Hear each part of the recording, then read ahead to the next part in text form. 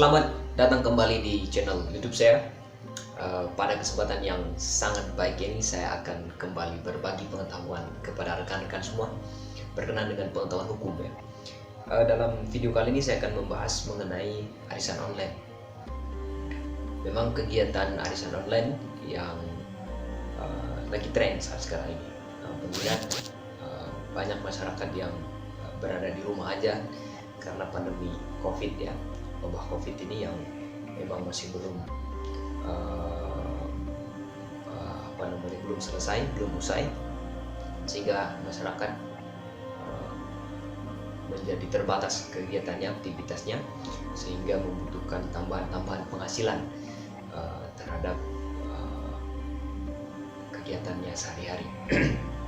Nah, kegiatan-kegiatan daripada arisan online ini memang terbilang kegiatan yang cukup sederhana karena memang hanya menyetorkan sejumlah uang terhadap paketan-paketan yang biasanya akan diberikan. Semakin besar jumlah uang ataupun paketan yang dipilih, tentu nantinya akan semakin besar pula keuntungan yang bisa diperoleh. Dan cukup hanya dengan kerja dari rumah gitu ya, tidak ikut ambil bagian secara aktif dalam proses ataupun manajemen daripada kegiatan arisan online, maka dalam waktu yang sudah ditentukan akan mendapatkan keuntungan. Tentu kegiatan yang seperti ini itu memacu keinginan dari para member-member untuk ambil bagian dan juga menyetor sejumlah uang dari model-model ataupun paketan-paketan yang sudah disediakan. Selain soal keuntungan dalam bentuk uang yang dijanjikan, baik itu yang ratusan ribu, jutaan, bahkan puluhan jutaan, ada juga barang-barang yang dijadikan sebagai pemantik tambahan sehingga memancing para member untuk ikut dan juga ambil bagian.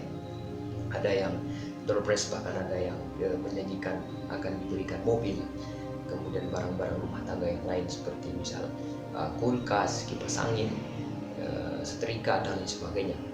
Ada juga barang-barang mewah seperti emas batangan yang dijanjikan kepada member yang membeli paket ini dan lain sebagainya. Sehingga cara dan juga trik licik dari para penyelenggara daripada arisan online memang cukup banyak, yang pada intinya adalah untuk memastikan bahwa para member tertarik ya, ataupun anggota-anggota baru tertarik dengan testimoni palsu yang biasanya mereka sampaikan ke publik ataupun kepada calon anggota baru yang disebar melalui website, melalui video-video, ataupun melalui grup-grup percakapan WhatsApp, Telegram dan lain sebagainya.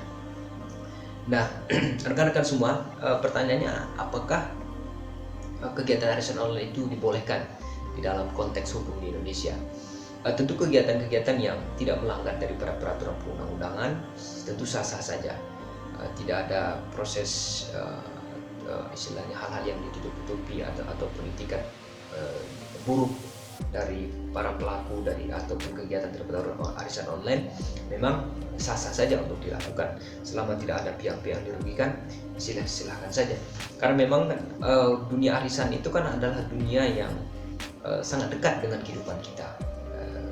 Mungkin kita juga dulu pernah melakukan kegiatan-kegiatan arisan di mana modelnya adalah mengumpulkan sejumlah uang yang sama, lalu nanti akan ada pengundian terhadap siapa yang akan menerima sejumlah uang pada pertemuan atau perkumpulan. Tentu kegiatan tersebut adalah arisan yang kita pahami ya. Tapi dalam perkembangan zaman, arisan ini beralih kepada arisan yang sifatnya online. Jadi antar para member tidak saling tahu-menahu, member juga tidak mengenal lebih dekat dari penyelenggara daripada kegiatan arisan online. Semuanya dilakukan secara online, tetapi ada keuntungan yang nantinya akan diberikan kepada para member. Nah, berdasar kepada model kegiatan arisan online yang seperti ini, itu justru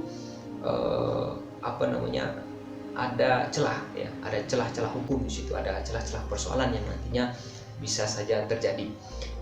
Kenapa kita katakan demikian? Karena memang ketika tidak ada akuntabilitas di situ, tidak ada proses keterbukaan manajemen, kemudian juga sementara ada dijanjikan keuntungan, kita kan pasti bertanya, keuntungan yang diserahkan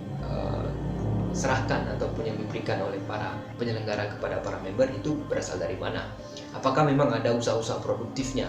Usaha-usaha produktif itu dalam artian usaha yang istilahnya menunjang dari keuntungan yang nantinya kita peroleh ketika kita ikut ambil bagian dalam setoran dana yang sudah dikelola oleh para penyelenggara tersebut.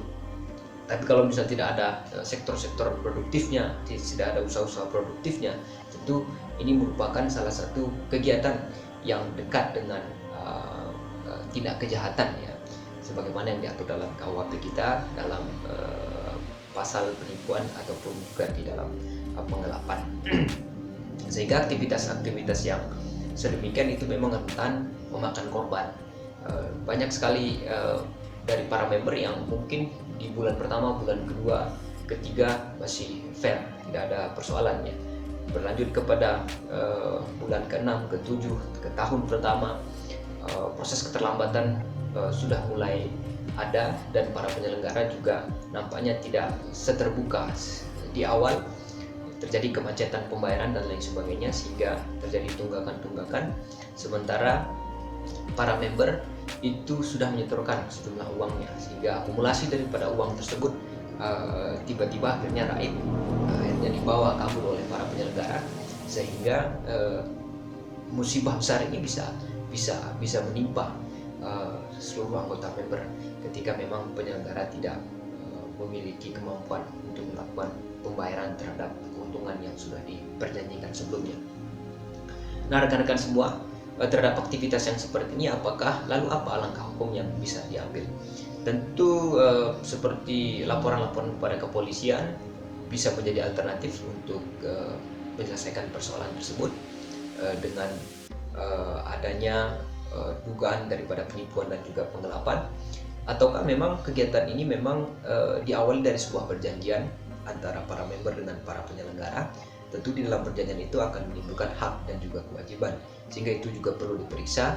Ketika misal ada model perjanjian yang dibuat secara tertulis, maka langkah hukum yang sebaiknya dilakukan adalah langkah hukum dari perdata ya, jangan melangkah kepada pidana, karena tentu antara perdata dan juga pidana memiliki konsekuensi yang nantinya justru akan membuat persoalan ini semakin tidak bisa diselesaikan dengan cara-cara yang baik begitu. Nah, rekan-rekan semua, terhadap aktivitas-aktivitas yang seperti ini, apakah baru-baru saja terjadi? Kegiatan-kegiatan penipuan yang seperti ini memang sudah lama terjadi. Mungkin pola-polanya ataupun hal-hal yang membuat seseorang itu tertarik untuk ikut ambil bagian itu memang dengan cara-cara yang lebih kekinian, terlihat lebih profesional, tetapi pada intinya bahwa usaha-usaha yang dilakukan seperti ini adalah usaha-usaha untuk menjerat para pelaku, untuk mencari mangsa, untuk mencari member baru, mencari tumbal baru agar kegiatan arisan online yang seperti ini bisa berjalan secara terus-menerus begitu. Nah, rekan-rekan semua, ketimbang harus ikut kegiatan yang istilahnya itu adalah arisan online yang tidak memiliki satu payung hukum, ketika misalnya terjadi persoalan-persoalan di kemudian hari, ada baiknya memang rekan-rekan ikut menjajal kegiatan pasar modal Indonesia yang ada di Bursa Efek Indonesia ya. Karena memang di Bursa Efek Indonesia itu ada banyak istilahnya instrumen-instrumen investasi yang bisa dicoba yang memang negara melalui lembaga-lembaganya juga mengontrol, mengawasi, mengevaluasi terhadap kegiatan-kegiatan yang ada di Bursa Efek Indonesia. Di situ ada otoritas jasa keuangan, ada lembaga penjamin simpanannya, kemudian ada perusahaan-perusahaan sekuritas yang mengeksekusi terhadap investasi apa yang akan nanti kita pilih. Tentu Bursa Efek Indonesia menawarkan beberapa produk-produk investasi seperti misal saham, seperti reksadana yang dikelola oleh manajer investasi, ada juga surat utang ya, ataupun obligasi yang dikeluarkan oleh perusahaan-perusahaan yang memang sudah memiliki track record yang baik di dalam menjalankan bisnisnya.